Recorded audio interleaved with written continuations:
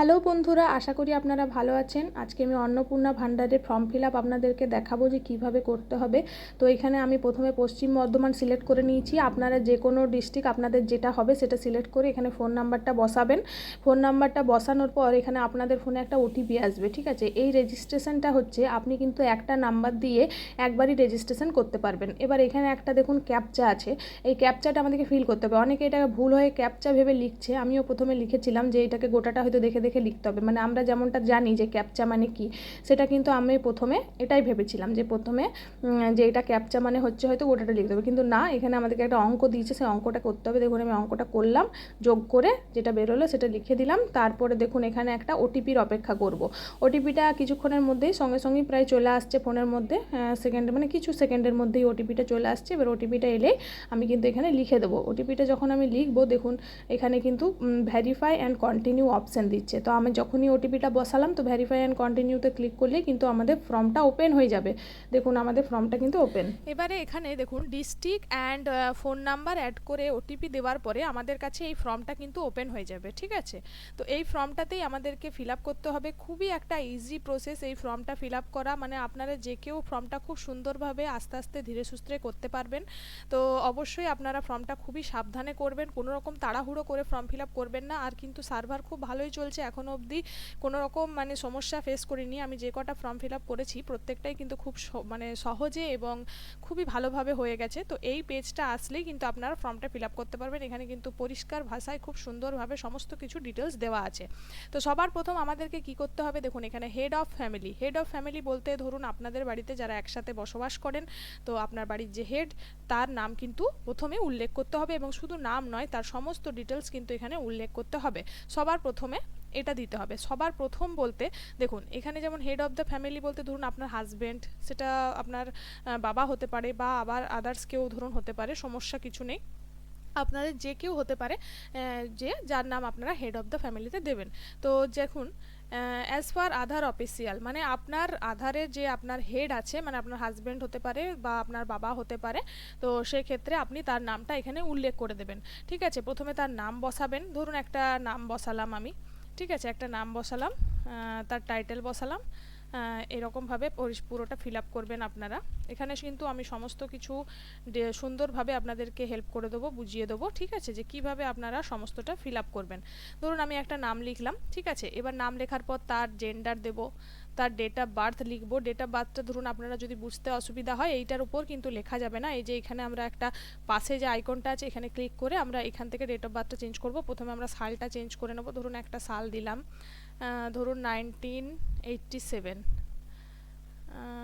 1987 দিলাম। ধরুন আমার যে গার্জেন, মানে বাড়ির যে গার্জেন, সেটা হাজব্যান্ড হতে পারে, বাবা হতে পারে, যে কেউ হতে পারে। তো সেই রকমভাবে আমরা এখানে ডেট অফ বার্থটা সিলেক্ট করে নেবো তার, ঠিক আছে। এখান থেকে তারিখটা সিলেক্ট করে নেবো, প্রথমে সালটা সিলেক্ট করব, তারপরে আপনারা ডেটটা সিলেক্ট করবেন, তারপরে তারিখটা সিলেক্ট করে নেবেন, ঠিক আছে। এইভাবে প্রতিটা সুন্দরভাবে করে নেবেন। তারপরে ক্যাটাগরি, ক্যাটাগরি বলতে জেনারেল, এসটি, এসসি, ওবিসি এরকম টাইপের ক্যাটাগরি, আপনার যেটা আপনার হবে সেটাকে আপনারা সিলেক্ট করবেন। তো আমি এখানে ইউআর সিলেক্ট করলাম, ইউআরটা মানে হচ্ছে জেনারেল ক্যাটাগরি, ঠিক আছে। এখানে কিন্তু রিলিজিয়ান অপশানটা নতুন অ্যাড হয়েছে, রিলিজিয়ান অপশানটা প্রথম দিন ছিল না, মানে দুদিন আগে অবধি ছিল না, এখন আবার রিলিজিয়ানটা কালকে আপডেট হয়ে নতুন করে দেওয়া হয়েছে। তো রিলিজিয়ানে ধরুন আপনি যে রিলিজিয়ানের সেইটা এখানে ক্লিক করে দেবেন, যে হিন্দু, তারপরে ইসলাম, এরকমভাবে হিন্দুজিয়াম, এরকমভাবে প্রত্যেকটা দেওয়া আছে, আদার সমস্ত কিছু দেওয়া আছে। তো যেটা আপনার হবে সেটাকে আপনি সিলেক্ট করে দেবেন। তারপরে এখানে বলা হয়েছে কন্ট্যাক্ট নাম্বার, আধার লিঙ্কের কন্ট্যাক্ট নাম্বার। আধার লিঙ্ক বলতে আপনার যে নাম্বার দিয়ে আধার লিঙ্ক করা আছে, এমনকি ডিবিডি লিঙ্ক করা আছে, সেই নাম্বারটাই কিন্তু এখানে দেবেন। ডিবিডি লিঙ্ক করা ছাড়া নাম্বার কিন্তু টাকা আসবে না, কারণ এখানে কিন্তু কোনো রকম ব্যাঙ্ক ডিটেলস দেওয়ার কোনো অপশান আপনারা খুঁজে পাবেন না। তো সেই ক্ষেত্রে কিন্তু আপনাদেরকে এখানে ফোন নাম্বারটা বসাতে হবে, ফোন নাম্বারটা বসাবেন। এবারে মেম্বারের কথায় আসি, যদি ধরুন আপনার বাড়িতে 3জন মেম্বার, আপনি, আপনার হাজব্যান্ড এবং আপনার সন্তান, তো সেক্ষেত্রে আপনারা কিন্তু 3টে মেম্বার সিলেক্ট করবেন। মানে ধরুন হাজব্যান্ডের নাম প্রথমে হবে, তারপরে এবার মেম্বারটা কীভাবে অ্যাড করবেন, দেখুন এখানে অ্যাড মেম্বার অপশান আছে, এখানে আপনি যত ক্লিক করবেন প্রত্যেকটা মেম্বার এইভাবে অ্যাড হতে থাকবে, ঠিক আছে। তখন কিন্তু এইখানেও নাম্বারটা চেঞ্জ হয়ে যাবে। দেখুন total number of family member, তো টোটাল নাম্বার 5 দেখাচ্ছে, যেহেতু আমি 5টা এখানে পরপর সিলেক্ট করলাম, 1 2 3 4 5, মানে ফ্যামিলির হেডকে নিয়ে 5টা শো হচ্ছে।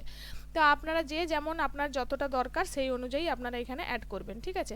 এবার অ্যাডটা যে প্রথমেই করতে হবে তারও কোনো মানে নেই, আপনারা প্রথমে ধরুন হেডের পুরো মানে ফিল আপ করে নিলেন, সমস্ত কিছু এখানে লেখা হয়ে গেল। তারপরে আপনারা কিন্তু যখন পুরোটা কমপ্লিট হয়ে যাবে তারপরে কিন্তু নেক্সট মেম্বারের সমস্ত ডিটেলস দেবেন। এবার ডিটেলস কীভাবে থাকছে দেখুন, সবার প্রথম এখানে ফ্যামিলির হেডের নাম দিলাম, ডেট অফ বার্থ দিলাম, জেন্ডার দিলাম, ক্যাটাগরি দিলাম, এখানে রিলিজিয়ান দিলাম, এখানে কন্ট্যাক্ট নাম্বারটা বসাতে হবে আপনাদেরকে। এখানে মেম্বার 1 শো করছে, কিন্তু যখনই আপনার এটা ফুল ফিল আপ হয়ে যাবে তখন আপনি যখনই আবার অ্যাড মেম্বার করবেন তখনই কিন্তু এখানে 2 শো হয়ে যাবে, মানে নিজেই হয়ে যাবে। এখানেও আপনি লিখে দিতে পারেন, এখানে যদি আপনি টাইপ করে লিখে দেন তাহলে এখানেও কিন্তু আপনার মেম্বার অ্যাড হয়ে যাবে, ঠিক আছে। এবার এখানে আপনাকে বলা হয়েছে যে ডিসেবিলিটি স্ট্যাটাস মানে হচ্ছে আপনার মানে যে বাড়ির কর্তা মানে আপনাদের হেড যে সে কোনো রকম প্রতিবন্ধী কিনা। তো প্রতিবন্ধী হলে অবশ্যই মানে ইয়েস করবেন, তার ইয়েস করে তার মানে সার্টিফিকেট যদি কিছু থাকে সেটা অবশ্যই এখানে আপলোড করতে হবে। যদি আপনি ইয়েস করেন তো সে যদি সত্যি প্রতিবন্ধী হয় তাহলে কিন্তু তার নিশ্চয়ই কোনো সার্টিফিকেট থাকবে, সেই সার্টিফিকেটের এখানে পার্সেন্টেজ অ্যান্ড এখানে ফটোটা আপলোড করতে হবে সার্টিফিকেটটা, ঠিক আছে। আর যদি নো হয়, যেমন আমার এখানে নো করলাম আমি, তাহলে কিছুই করতে হবে না। এবার আধার নাম্বার বসাতে হবে, যে ধরুন আপনার বাড়ির হেড তার আধার নাম্বার বসাতে হবে, ঠিক আছে। এখানে দেখুন মেনশন করে দেওয়া আছে কি লাগবে, কন্ট্যাক্ট নাম্বার, এখানে এপিক নাম্বার, তারপরে আধার নাম্বার, আধারের ডকুমেন্টস আপলোড, তারপরে হচ্ছে এখানে এপিক নাম্বার, ভোটারের documents upload, permanent address, area. আমি যেহেতু এগুলো এখনও লিখিনি সেই জন্য আমি এগুলো লিখছি না, একটাই কারণে যে আমি যে ভিডিওটা যখন আপলোড করব কোনো রকম পার্সোনাল ডিটেলস এখানে শো করা যাবে না। তো আপনাদেরকে আমি মুখেই সমস্তটা বলে দিচ্ছি যে কীভাবে কী করবেন। ধরুন আমি এখানে আধার নাম্বারটা ধরুন বসালেই আমার এখানে একটা গ্রিন টিক চলে আসছে, মানে আধার নাম্বার বসানোর পরে গ্রিন টিক হবে, এবং গ্রিন টিকের সাথে সাথেই নিচে একটা অপশান খুলবে। যেমন ধরুন এখানে আমি এটা যদি ইয়েস করছি, ইয়েস করলে যেমন এটা খুলে যাচ্ছে, আপলোড ফাইল করতে হচ্ছে, সেম আমি যখন এখানে আধার নাম্বার বসাবো, আধার নাম্বার বসালেই কিন্তু এটা গ্রিন টিক হয়ে যাবে এবং এখানে একটা অপশান এরকম টাইপের খুলবে যেটাতে আপনাকে আপলোড ফাইল করতে হবে। মানে কি করতে হবে না, 50 কেবি থেকে 200 কেবির মধ্যে আপনাকে আধার কার্ডের একটা ছবি আপলোড করতে হবে, ঠিক আছে। এখানে কিন্তু কোনো রকমভাবেই কোথাও লেখা নেই যে ফ্রন্ট ব্যাক আপলোড করতে হবে, ঠিক আছে। এবার আপনি যদি চান সেটাকে ডকুমেন্টস ফাইল বা স্ক্যান করে করেন তাহলে দুটোকে অবশ্যই একসাথে অ্যাটাচ করে দিতে পারবেন, অ্যাটাচ করে দিয়ে আপনারা আপলোড করতে পারবেন। ফ্রন্ট ব্যাককে ডকুমেন্ট করে তারপরে আপনারা 50 কেবি থেকে 200 কেবি আপলোড করবেন। তো দুটো সাইডই আপলোড করে দিলে যদি আপনার সুবিধা হয় বা আপনি যদি করতে পারেন তাহলে দুটো সাইডই আপলোড করে দিতে পারেন, ঠিক আছে। দেখেন আধার নাম্বারটা বসাবেন, তারপরে এখানে দেখুন আছে পার্মানেন্ট অ্যাড্রেস। পার্মানেন্ট অ্যাড্রেস মানে হচ্ছে আপনার আধার কার্ডে যে অ্যাড্রেসটা পুরোপুরি লেখা আছে সেটা এখানে বসাবেন। এখানে আপনার ডিস্ট্রিক্ট আগে থেকে শো করবে, কারণ আপনি আগেই যখন ফর্ম ফিল আপের সময় ধরুন আমরা যখন লগ ইন করছি তখনই কিন্তু ওখানে ডিস্ট্রিক্ট আমাদেরকে সিলেক্ট করতে হচ্ছে। তারপরে হচ্ছে এরিয়া টাইপ মানে হচ্ছে রুরাল উরবান। তো রুরাল মানে হচ্ছে ধরুন আপনার গ্রামাঞ্চল, আর উরবান মানে হচ্ছে আপনার শহরাঞ্চল। তো আপনার যেটা হচ্ছে মানে আমি যদি পঞ্চায়েত এলাকা হয় তাহলে রুরাল করবেন, আর যদি গ্রাম মানে আপনার শহরাঞ্চল হয়, পৌরসভা হয়, মিউনিসিপ্যালিটি, তাহলে কিন্তু উরবান করবেন। এবার আপনার এখানে পিনকোডটাকে আপনারা এখান থেকে খুঁজে পাবেন, এখানে কিন্তু লেখার জায়গা নেই, আপনার যেটা পিনকোড আপনি এখান থেকে সার্চ করে বার করে নেবেন। মানে একটু স্ক্রল ডাউন করবেন নিচের দিকে, ফোন থেকেও কিন্তু এটা খুব ইজিলি করা যাচ্ছে, ফোনটাকেও আপনারা পরপর আসবে, এইভাবে হয়তো ডেস্কটপ মোডও করে নিতে পারেন। আবার যদি আপনি পরপর করেন তাহলেও হবে, কোনো সমস্যা নেই, ফোনেও এই একইভাবে খুলছে। এখান থেকে আপনার একটা থানা সিলেক্ট করে নিলেন, ধরুন এখান থেকে থানা সিলেক্ট করলাম। এবার এখান থেকে অ্যাপিক নাম্বারটা দিতে হবে, ভোটারের অ্যাপিক নাম্বারটা, ঠিক আছে। ভোটারের অ্যাপিক নাম্বারটা দেওয়ার পরেই এখানে কিন্তু যখনই ভোটারের অ্যাপিক নাম্বারটা আপনি সঠিকভাবে মানে দেবেন তখনই কিন্তু এখানে কি হয়ে যাবে, একটা গ্রিন টিক হয়ে যাবে। গ্রিন টিক হয়ে এখানে আপলোডের জায়গা খুলে যাবে, যেমন এখানে এটা আপলোডের জায়গা খুলেছে, এখানেও কিন্তু আপলোডের জায়গা খুলে যাবে। আপনার অ্যাসেম্বলি নাম্বার মানে হচ্ছে এখানে যখনই আপনার অ্যাপিক নাম্বারটা দেবেন আপনার অ্যাসেম্বলিটাকে আস্তে আস্তে আপনার যেটা অ্যাসেম্বলি দেখে নেবেন, সেটাকে খুঁজে বার করে এখানে নামটা পুট করে দেবেন, ঠিক আছে। মানে কোন বিধানসভার আপনি, অ্যাসেম্বলি মানে হচ্ছে কোন বিধানসভাতে, ঠিক আছে। আপনার বিধানসভার নামটা এখানে উল্লেখ করে দেবে। পার্ট নাম্বারটা আপনারা কোথায় পাবেন, পার্ট নাম্বারটা আপনারা আপনাদের যে ভোটারের ইয়ে আছে মানে যে কাগজটা দিয়েছিল ভোট দেওয়ার সময় ওটাতেও পেতে পারেন। আবার যেটা আপনারা এসআইআর এর জন্য ফর্ম ফিল আপ যদি করে থাকেন সেখানেও পার্ট নাম্বারটা কিন্তু লেখা আছে, ঠিক আছে। এইভাবে করতে পারবেন। এবারে সমস্ত কিছু এখানে ফিল আপ করার পরে আবার আমাদেরকে এখন অনেক কিছু ফিল আপ করতে হবে। তো এখানে সেভ ড্রাফট করে দেবেন। আমার এটা এখন আমি সেভ ড্রাফট করছি না, কারণ আমি কোনো রকম ডিটেলস এখানে লিখছি না একটাই কারণে, কারণ আমি কালকে একটা ভিডিও বানিয়েছিলাম যেখানে ডিটেলস সমস্ত শো করছিল, আমার এডিট করা পসিবল হচ্ছিল না, কারণ এখানে এডিট করলে সেকেন্ডে এডিট করতে হচ্ছিল প্রত্যেকটা ডকুমেন্টস, কারণ আমি পুরো ইন ডিটেলস ভিডিওটা বানিয়েছিলাম, তো সেটা পসিবল নয় ওইভাবে এডিট করা। তাই আমি এখানে আজকে কিছু সেরকমভাবে লিখছি না বা করছি না। আপনাদেরকে জাস্ট একটা ডিটেলস আমি দিয়ে দিলাম, যেটা আপনারা খুব সহজেই বাড়ি বসে করতে পারবেন। সেভ ড্রাফট করে দেবেন। এখান থেকে যখনই আপনার পুরো ফিল হয়ে যাবে সেভ ড্রাফট করে দেবেন। সেভ ড্রাফট যখনই হয়ে যাচ্ছে তখনই কিন্তু আপনারা নেক্সট পেজে নেক্সট করবেন। এবার যখনই নেক্সটে ক্লিক করছি, দেখুন আমার এখানে নেক্সটে যেতে দিচ্ছে না আমাকে, তাই ফিল আপ না করে কিন্তু নেক্সটে যাওয়া যাবে না। নেক্সট পেজেও কিন্তু কিছুই এমন চাইছে না। নেক্সট পেজে আপনাদেরকে আমি বলে দিচ্ছি কী কী চাইছে। নেক্সট পেজে আমাদের কাছে চাইছে রেশন কার্ড আছে কি না, ঠিক আছে, রেশন কার্ডের ইয়েটা চাইছে 1 নাম্বার। 2 নাম্বার হচ্ছে আপনার বাড়ির যদি কোনো রকম বাড়ির কত পরিমাণ জমি সেটা চাইছে, সেটা আপনারা ডেসিমেল লেখা আছে, তো সে আপনারা বাড়ির পর্চা যদি থাকে সেখানে দেখে নেবেন যে কি মানে আপনার কতটা পরিমাণ জমি আছে সেটা লিখে দেবেন। আপনার যদি 4 চাকা গাড়ি থাকে 4 চাকা গাড়িটাতে ইয়েস করবেন, ইয়েস করে আপনার কটা গাড়ি আছে সেটা লিখতে হবে। তারপরে নিচে লিখতে হবে যে আপনার নাম্বারটা, মানে রেজিস্ট্রেশন নাম্বারটা, ঠিক আছে। খুব সুন্দরভাবে খুব সহজভাবে ফর্মটা রেডি করা হয়েছে। সত্যি যে কেউ ফর্মটা ফিল আপ করতে পারবেন, ঠিক আছে। খুব সহজেই বাড়ি বসে যারা আপনারা করতে চাইছেন তারা খুব সহজেই নেক্সট করবেন, মানে প্রত্যেকটা পেজ যখন হয়ে গেল সেভ ড্রাফট করলেন, নেক্সট করবেন, ঠিক আছে। ওখানে পরিষ্কার সুন্দরভাবে লেখা আছে। যেমন বাড়ির ব্যাপারটা হচ্ছে এখানে কিন্তু বাড়ির পরিমাণে আপনি যদি নো করেন, যে নো হলে পরে কোনো কিছুই আসছে না, মানে যদি আপনি নো করে দিচ্ছেন তাহলে কিন্তু কোনো রকম কোনো কিছুই আসছে না, আপনি নেক্সট করে যেতে পারবেন।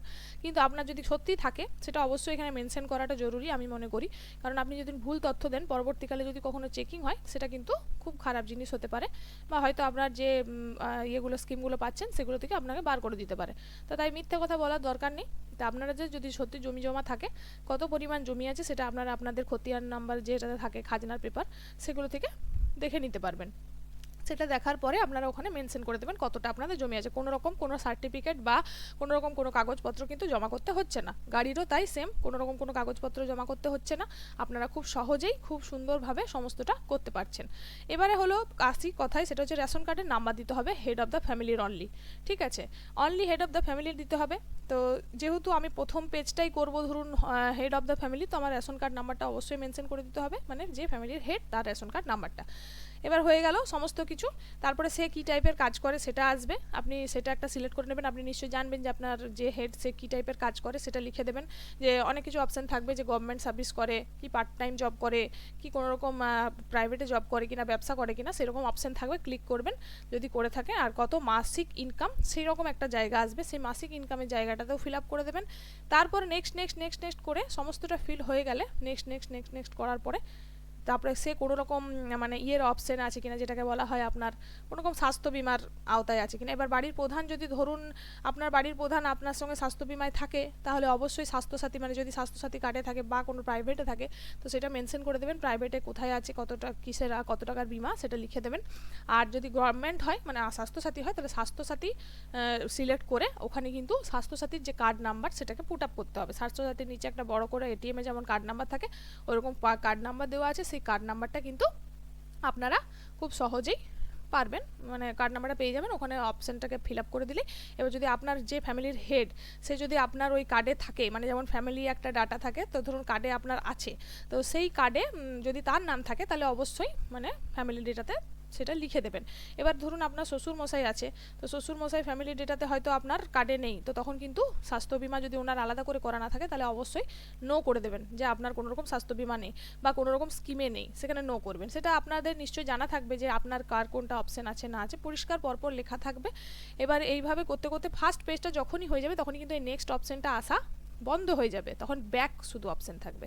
যখনই ব্যাক থাকবে, প্রত্যেকটা করার পরে কিন্তু সেভ ড্রাফট অবশ্যই করবেন, নাহলে কিন্তু ডাটাটা আপনি যে লিখছেন সেটা কিন্তু সেভ হবে না, সেটা ডিলিট হয়ে যাওয়ারও চান্স থাকবে। তো সেভ ড্রাফট করতে একদমই ভুলবেন না। নেক্সট করে যখনই ব্যাক অপশান আসবে তাহলে বুঝে যাবেন যে আর হেড অফ দ্য ডিপার্টমেন্টের কিছু লিখতে হচ্ছে না। তখন আমাদের নেক্সট মেম্বারে যখনই আমি চলে যাব, এখন এটাতে আমি আছি নেক্সট মেম্বার, এই যে নেক্সট যখনই আমার ফার্স্ট মেম্বারের অল ডিটেলস দেওয়া হয়ে যাবে তখনই কিন্তু এখানে আমি নেক্সট মেম্বারে অলরেডি নিজের থেকেই আপনি যেতে পারবেন, মানে এখানে টাচ করলেই তখন আবার এই সেম পেজ খুলবে, ঠিক আছে। এবার যদি নেক্সট মেম্বার ধরুন বাড়ির মহিলা হয়, সে অন্নপূর্ণা ভাণ্ডার নেবে, তখন কিন্তু সমস্ত কিছু আসলেও রেশন কার্ডের অপশানটা আসবে না, তার রেশন কার্ড দরকার নেই, তার আধার কার্ড ভোটার কার্ড যেমনভাবে এখানে আপলোড করতে বললাম, ধরুন আধার কার্ড নাম্বার দিলেন তো আধার কার্ডের জায়গাটা খুলে যাবে, তো এখানে আপলোড করে দেবেন।